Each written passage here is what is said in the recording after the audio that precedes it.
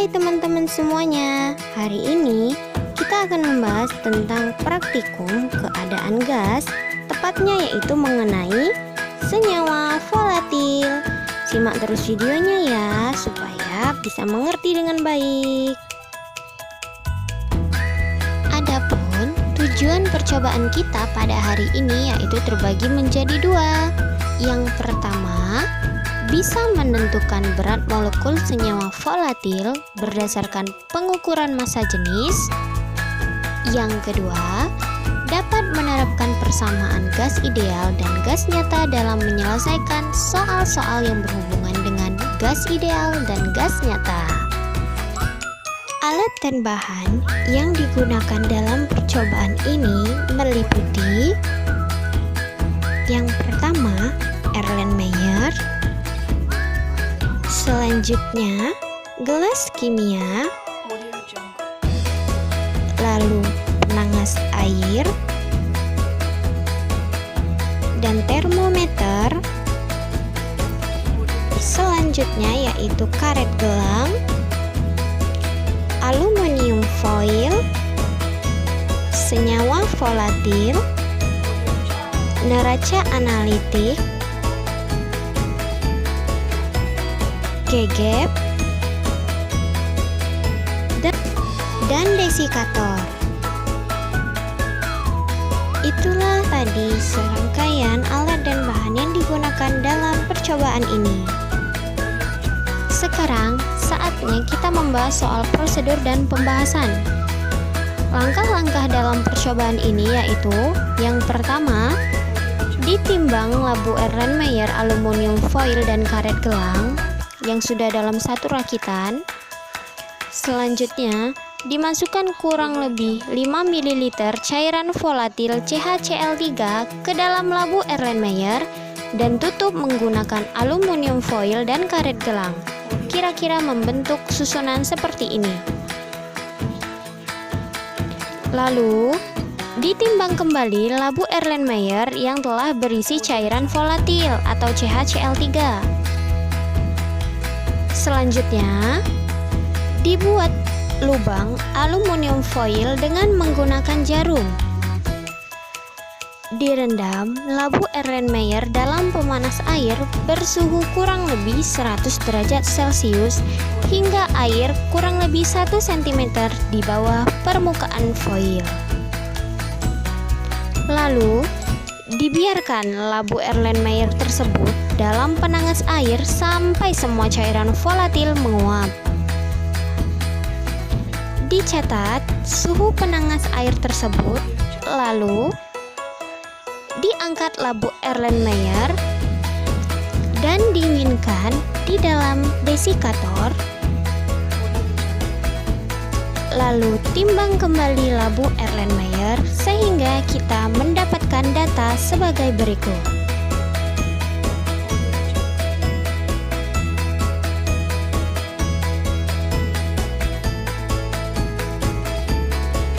Baik, sebelum memulai pembahasan lebih lanjut mengenai percobaan, kita harus tahu terlebih dahulu apa itu senyawa volatil.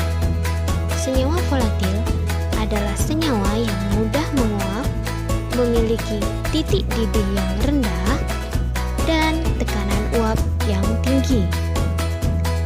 Prinsip kerja yang digunakan dalam percobaan ini yaitu, bila suatu cairan volatil dengan titik didih lebih kecil dari 100 derajat Celcius ditempatkan di Erlenmeyer dan dalam keadaan tertutup dengan sedikit lubang kecil pada bagian tutupnya, kemudian dipanaskan sampai 100 derajat Celcius, maka cairan tersebut akan menguap dan uap itu akan mendorong udara yang terdapat dalam labu Erlenmeyer keluar melalui lubang kecil tadi.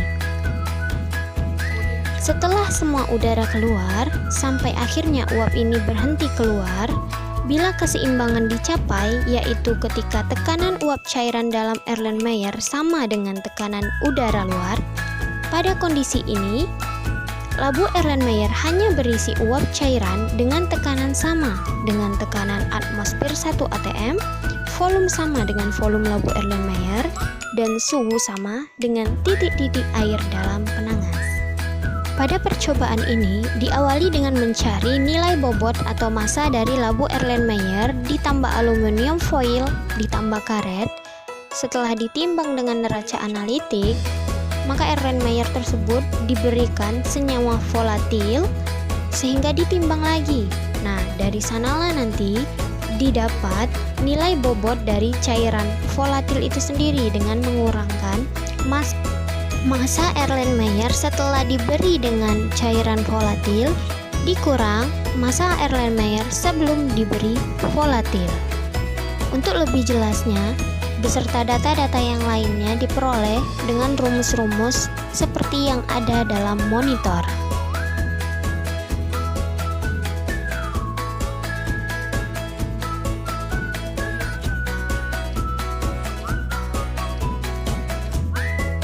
Dalam percobaan ini, kita melakukan beragam percobaan mulai dari pemanasan hingga pendinginan.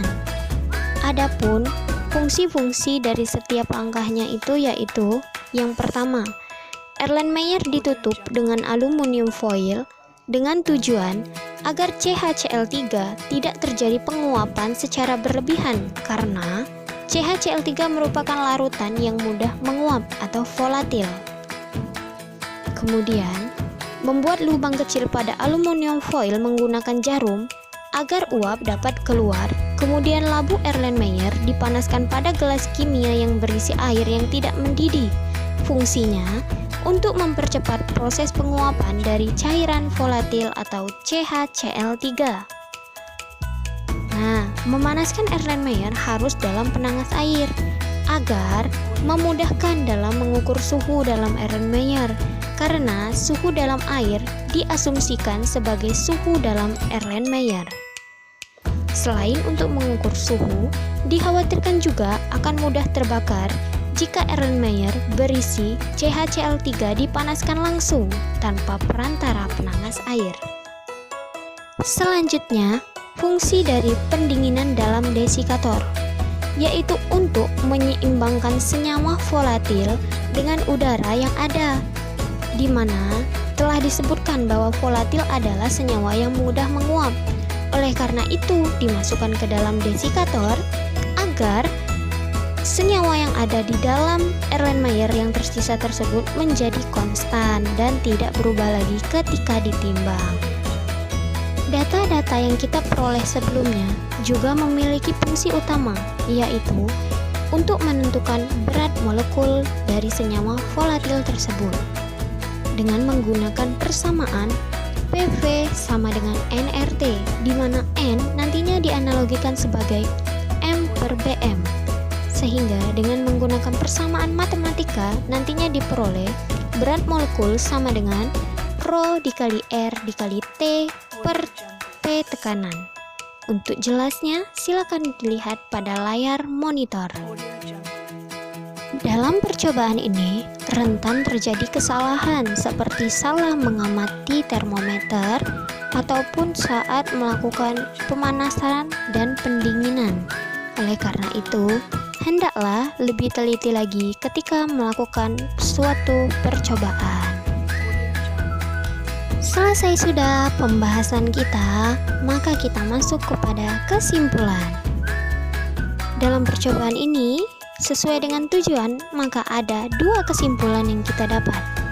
Pertama, berat molekul senyawa volatil dapat dihitung berdasarkan perhitungan massa jenis gas dengan rumus Rho sama dengan M per V. Dan yang kedua, berat molekul volatil dapat dihitung dengan berdasarkan massa jenis yang sudah didapat tadi dengan menggunakan persamaan gas ideal PV sama dengan nRT, di mana nantinya N per V akan menjadi Rho. Maka, berat molekul sama dengan Rho RT per P tekanan. Bagi yang masih bingung, silakan lihat kembali pada bagian pembahasan. Terima kasih telah menonton. Jangan lupa ya, tekan like, comment, and subscribe. Terima kasih, sampai jumpa lagi.